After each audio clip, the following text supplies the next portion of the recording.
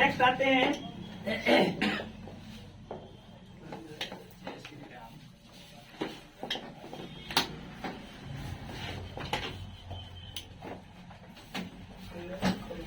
देखिए next question कहता है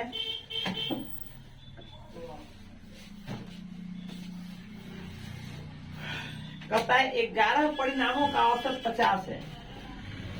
11 परिणामों का औसत 50 है।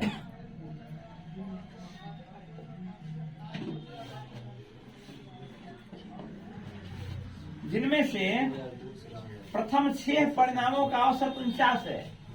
यदि प्रथम 6 का ले तो इसका औसत 49 है। अंतिम 6 का औसत 52 है।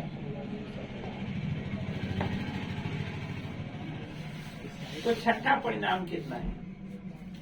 छठा परिणाम कहता है कितना है? कुल 11 को परिणाम है। यानी यदि हम ए से लेकर के लिखना शुरू करें, ए बी सी से लेकर के शुरू करें, तो अंतिम जो होता है कुल कितने परिणाम है? 11 परिणाम है।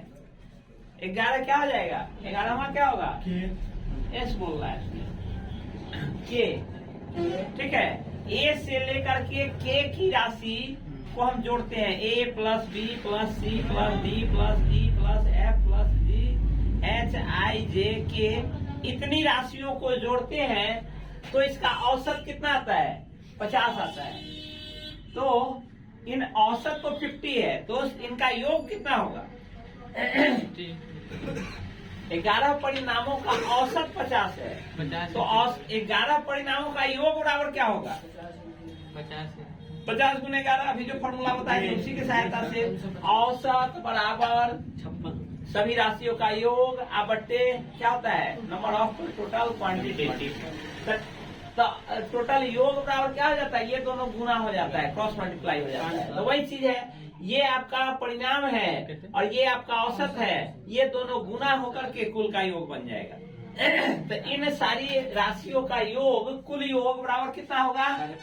50 और गुने 11 इज इक्वल टू 550। प्रथम 6 परिणाम, जाने दीजिए, चला गया। प्रथम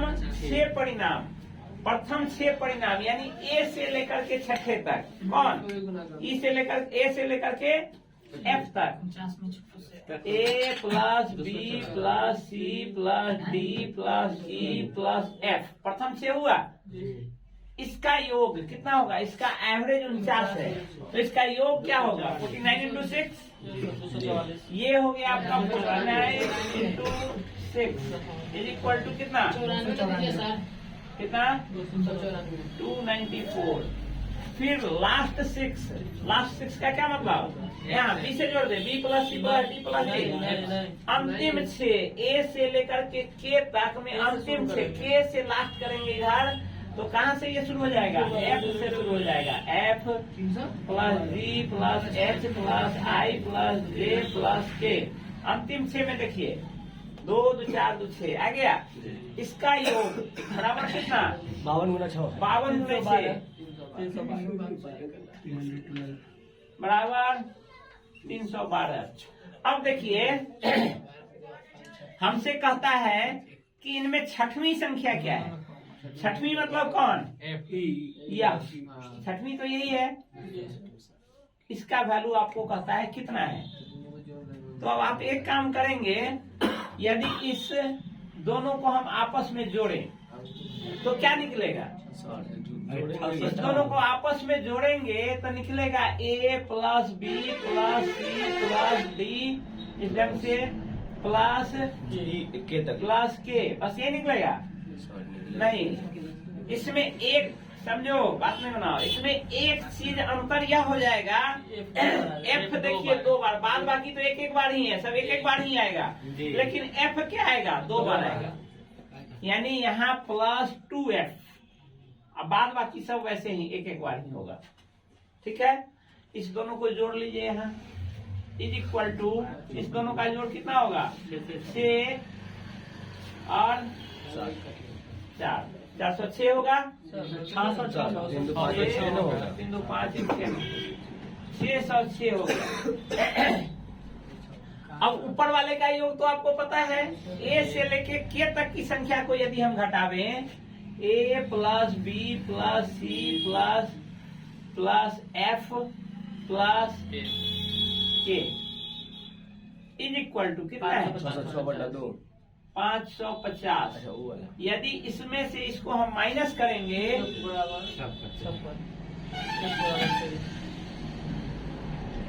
यहाँ घटाएंगे कितना आएगा? ये होगा आपका 56, और यहाँ माइनस करेंगे तो क्या होगा? ऊपर नीचे कैंसिल नहीं होगा, इसमें सब तो कैंसिल हो जाएगा। ए में से ए गया 0, बी में से बी गया 0, सी में से गया सी, के में से के गया 0, लेकिन एक मात्र यहाँ 2f है, यहाँ f है, तो 2 में से 1 जाएगा तो कितना? 1। एक मात्र f बच जाएगा, बाद बाकी सभी 0 हो जाएगा। f is equal to 56। यही हमसे पूछ रहा था छठवीं राशि, ये पूछ भी रहा था कि छठवीं राशि क्या है। छठवीं राशि कौन है? f है। f का वैल्यू हमको निकल गया 56 हमारा आंसर हो गया। यदि समझ में नहीं आया हो कि नहीं तो बोलिए कि हाँ इस पॉइंट पे नहीं समझे। सारा चीज समझ गए इसमें? बस यही है।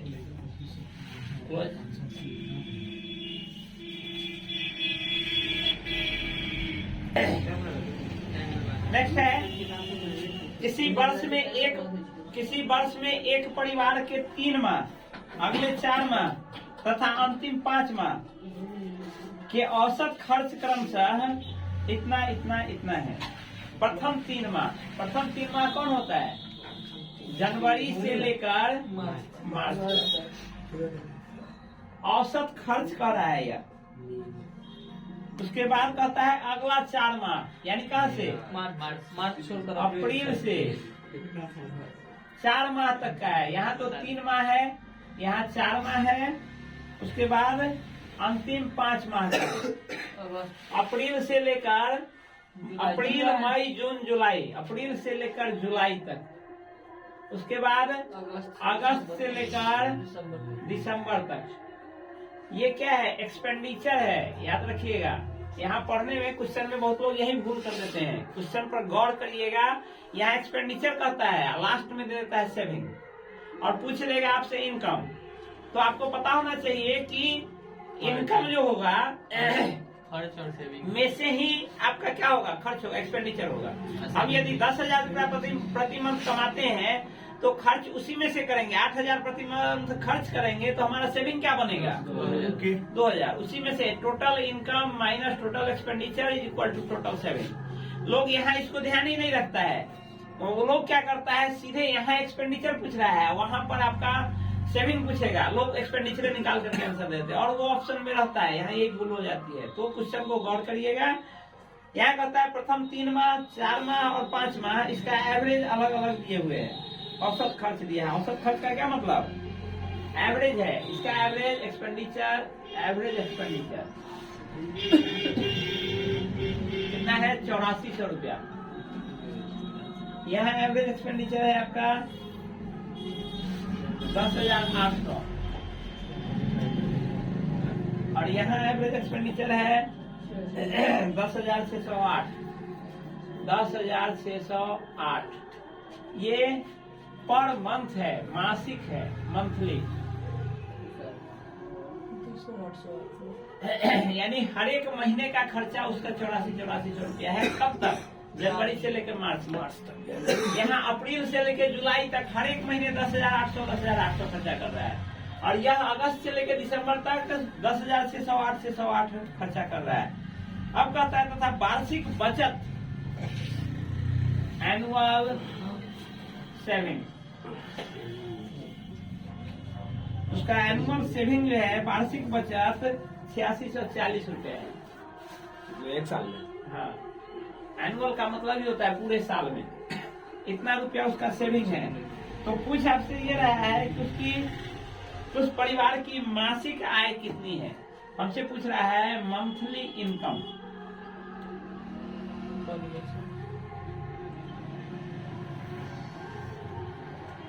यहाँ मंथली, वार्षिक ये सब लगाए हुए हैं, उसको आपको ध्यान रखने की जरूरत है, बस क्वेश्चन बन जाएगा।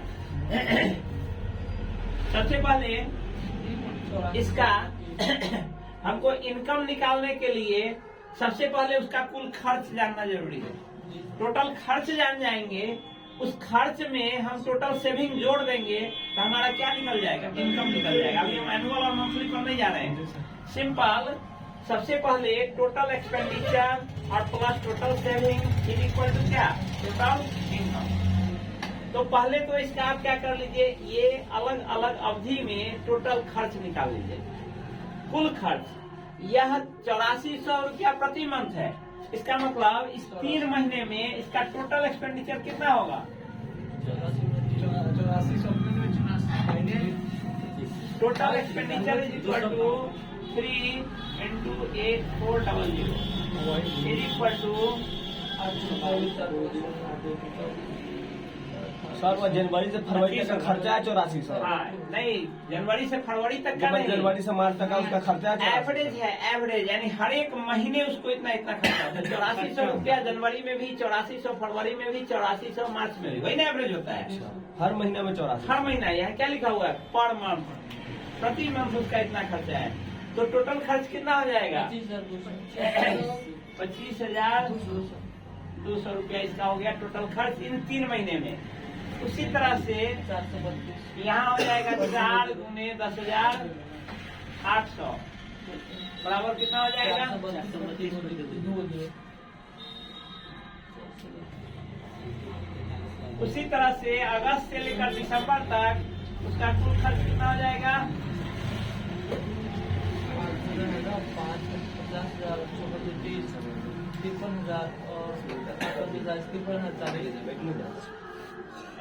1 मिनट 40, यहाँ हो गया 635,